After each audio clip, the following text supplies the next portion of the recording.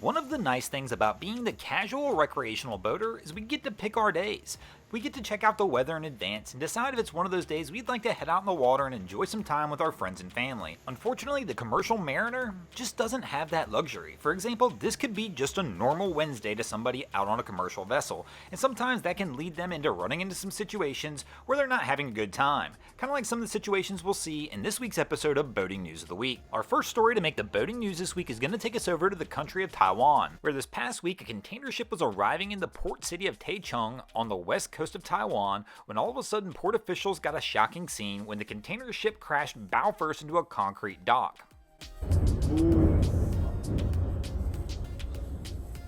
The cargo vessel, the Asiatic Sun, was damaged during the collision, along with approximately 30 foot of the concrete pier.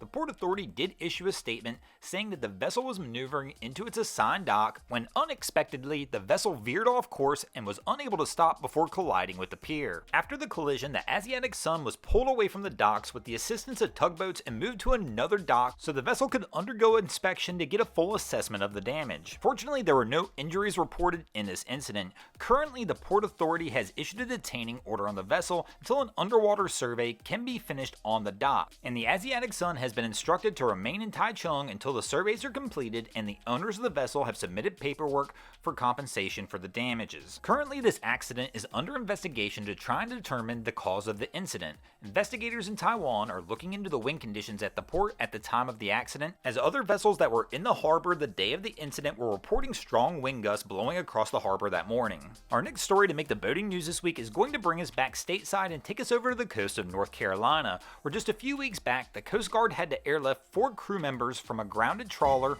off Southern Shores, North Carolina. The Coast Guard received a distress call around 7:30, stating that the 78-foot Bald Eagle II had grounded in rough seas. The Coast Guard then dispatched a helicopter from its Elizabeth City location and a rescue vessel from Oregon Inlet to the location of the vessel in distress. Upon arriving on the scene, the Coast Guard found the Bald Eagle II grounded in shallow water and floundering in rough seas with 4 crew members on board.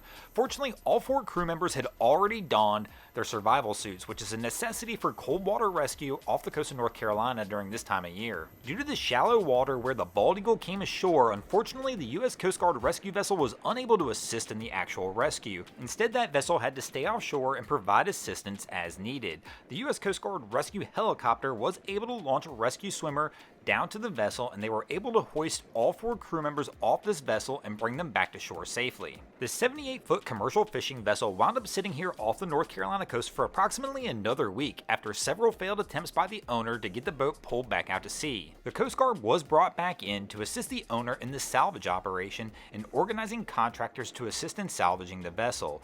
In the end, it took a backhoe digging underneath the vessel and using it to push the vessel off the sand with the assistance of a tugboat pulling the vessel out to sea. Fortunately for everybody involved in this incident, there were no injuries reported, and the Bald Eagle II has now returned to port in Norfolk, Virginia, where it currently is receiving repairs. Our next story to make the boating news this week is kind of a unique one. Have you ever had one of those situations in your life where you're just having an issue, a problem that you can't seem to get solved? Sometimes when you have that situation arise, all you can do is embrace the problem and try and make the best of it. Well, this is exactly what's happening on the west coast of Canada in Vancouver, British Columbia right now. You may remember a few weeks back that fierce storms battered the British Columbia coastline, and during those storms, a large hulking barge broke free from its tethers and drifted dangerously close to a bridge.